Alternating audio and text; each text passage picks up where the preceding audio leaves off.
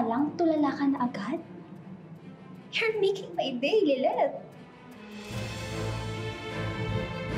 Kasi, huwag mo nang gawin to. Badin ka naman si Ira sa'yo eh. Alam mo, paulit-ulit ka, attorney. Lawyer ka ba talaga o tagapag-asa? Grabing babala naman yan sa bagyong Ira. Hindi lang bagyo, dilubyo. Relax, ate. It's not as if makakalaban ulit kita sa court. See? May you have the most comfortable time habang nakikita ko sa loob. Watching you do what you do best. Defending the criminals.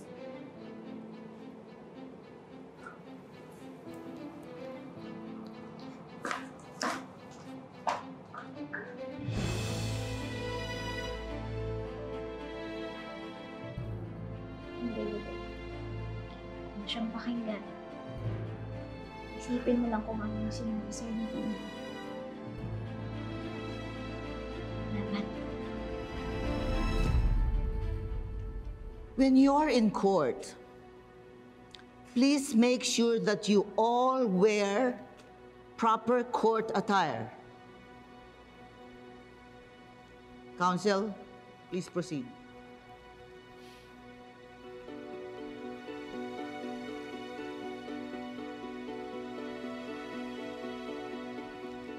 Mrs. Guerrero, totoo ba na sa inyo mismo nanggaling ang idea sa pagkuha ng isang baby maker?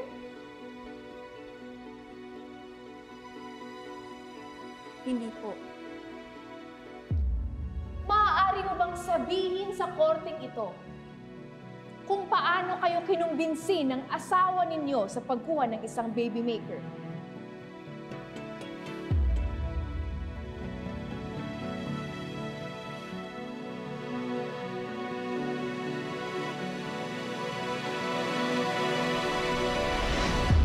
Kung magkakaanak tayo, sana man lang katugo ng isa sa atin. Kung pwede lang ako eh. Pero hindi. Kaya sana, kahit sa'yo na lang galing, magkaanak lang tayo.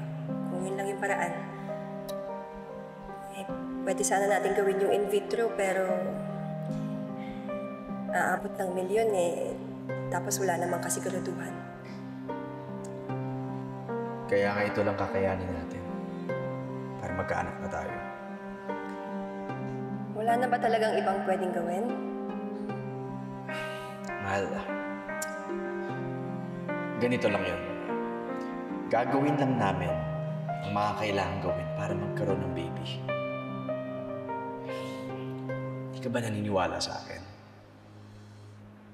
Mahal, di ba matagal mo nang gusto magkaroon ng isang masaya at malaking pamilya? Kahit isa lang. Isa lang, masaya na ako. Magiging pinakamasaya. Please. Pero kung gagawin natin yun, kanino ka? Basta kailangan mapagkakatiwalaan siya at malinaw ang tungkulin niya. Paano ba to? Gagawa na lang tayo ng contractual agreement para alam niyang trabaho lang to? Kanino mo naman?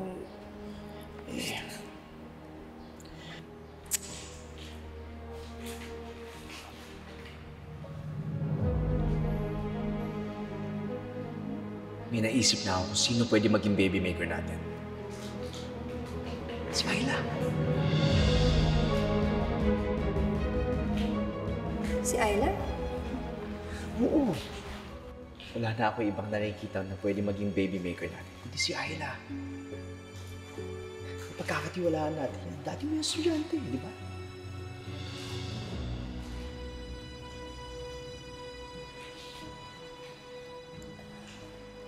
Papayag ba siya? Tingnan natin. Subukan natin siyang tanongin.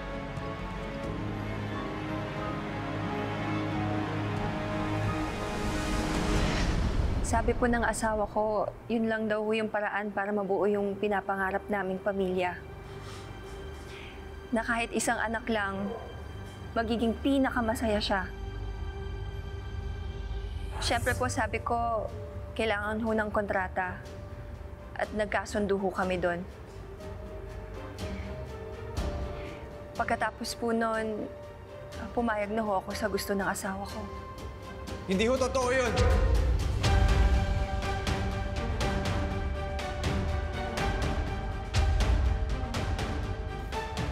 Ikaw ang may gusto nun. Huwag kang magsinungaling. Ako ang hindi basta-basta papayag sa gusto mo. Order! Huwag mong baguhin ang kwento! Ikaw ang huwag magbago ng kwento. Alam mo, hindi magiging madali ang bagay na yun kahit kanino. Order in the court! Counsel! Ayusin mo yan, kundi palalabasin ko yan. Apologies, Your Honor.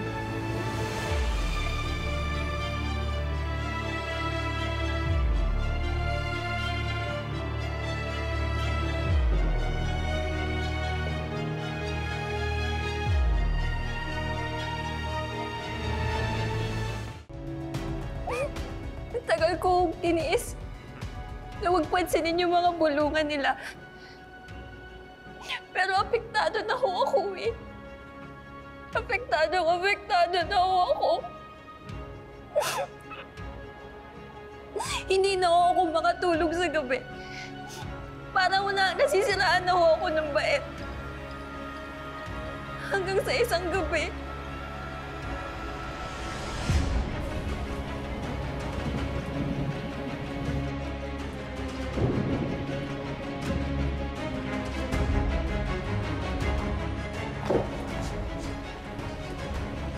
Samson? Your Honor, this is Feliz Guerrero. Isang asawa at isang babaeng hindi mabiyayaan ng isang anak. Kaya napilitan siyang sumailalim sa isang kasunduan na akala niya ay makakapagbigay sa kanya ng happy marriage. Ngunit, naging sanhiho ito sa pagkawasak ng kanyang puso, isip, at ang kanyang buong pagkatao. That is all, Your Honor. The defense may cross-examine the witness after a 15-minute break.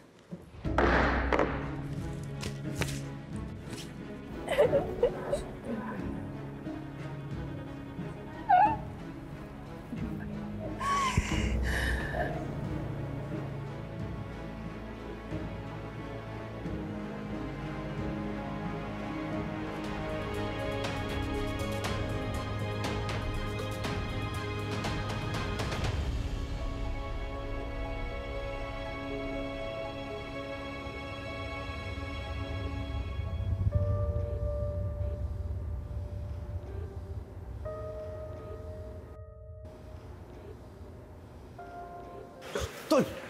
Tol! Ano ba? Malinaw yung usapan natin, di ba? Tinatarantado mo. Hindi kita tinatarantado. Ano ka ba? Naniniwala ka ba sa mga kwento ni Feliz? Ha? Simula pa lang ng hearing, puro kasinungalingan. Nauto ka lang ng asawa ko, Tol. Tol mo yung mukha mo, tinarantado mo yung kapatid ko! Tama na! Sir Genesis, huwag dito! Sapsod mo na sa usapan niyo, di ba? Gagawa lang kayo ng bata! Ginawa mong kabit yung kapatid ko! Sige, paano yan ngayon? Paano mo papanindigan yan? Ha? Kuya, tama na! Paano mo papanindigan yung relasyon sa kapatid ko? Tama na, Ano nga sabi kong hawakan? Ano ba? Kuya, tama na! Tama na yan, maraming tao nandoon. Hindi po, attorney. Sinasaktan niya si Sir Samson eh. Ano ba, kuya? Alam mo, kuya, kung hindi mo kaya yung hirap, yung gulo, tsaka yung sakit na nadadala nitong hearing na to, lumayo ka na lang. Ano naman kung nagmamahalan kami ni Sir Samson?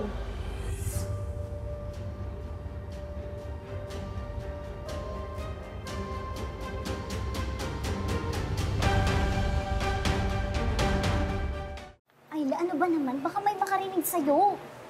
Ano mga pinagsasabi mo? Makukulong ako niyan eh. Mag-ingat ka naman. Sorry, Sir Samson. So it's true. Nagmamahalan nga kayo ni Samson. Ano bang pinagsasabi mo? Oops! Bawal mag-lie. I caught everything.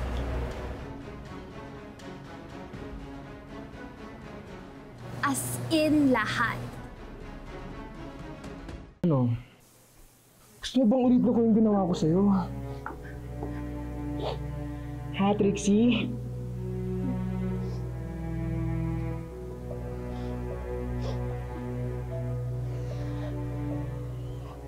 Kaya anong inihintay mo?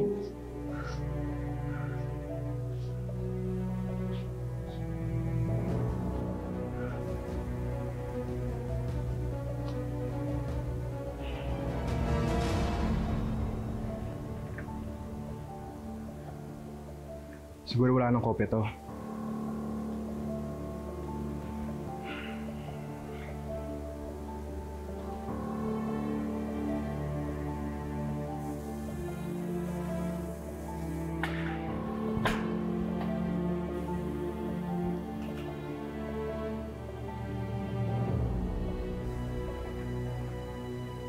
You say this to anybody, babalikan kita.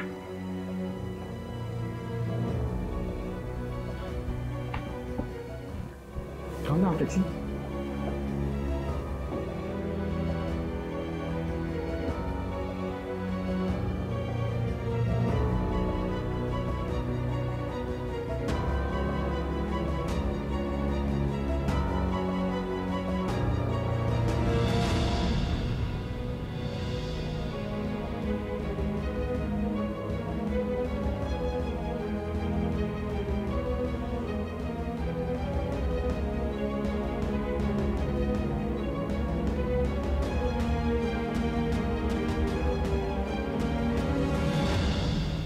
Mrs. Guerrero, kamusta ho ang relasyon niyo sa inyong ama?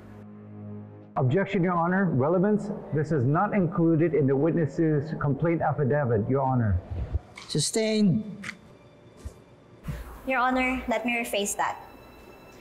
Mrs. Guerrero, ang sabi niyo ho sa judicial affidavit niyo dapat lang na maparusahan ang mga manlulokong lalaki para hindi na sila makapangloko ulit.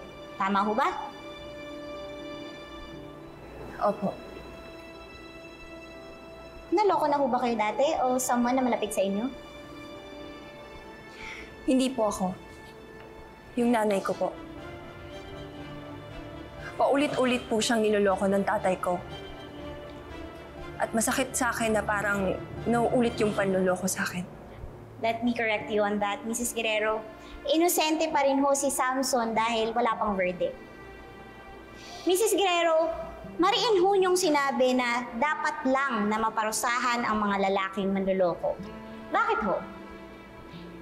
Kasi si nanay, hinayaan niya lang si tatay na saktan siya ng paulit-ulit.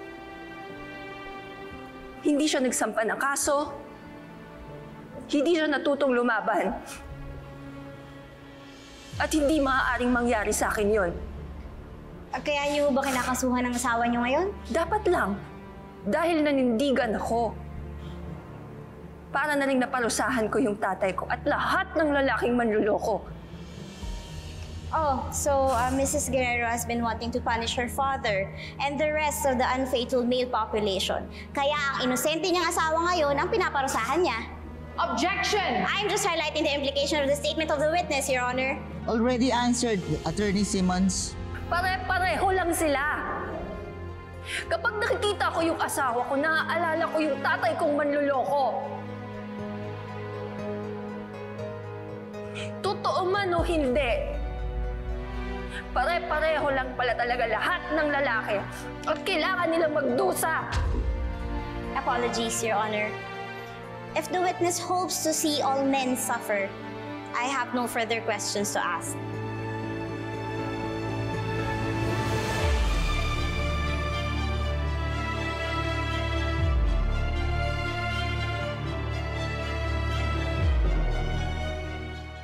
We will convene in a week. The hearing is now adjourned.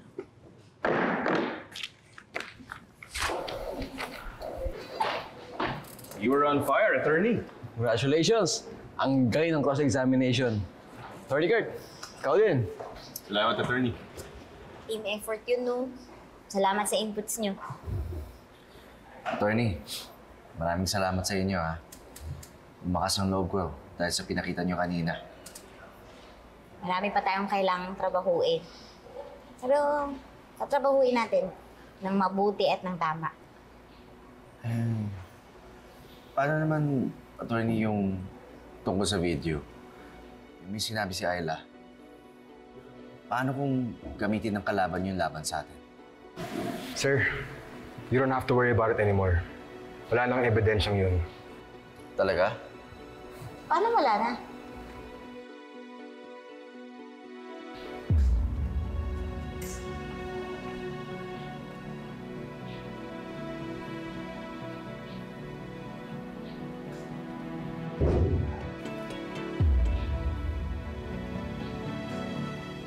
Where's Trixie? I don't know. Intern mo yun. Excuse me.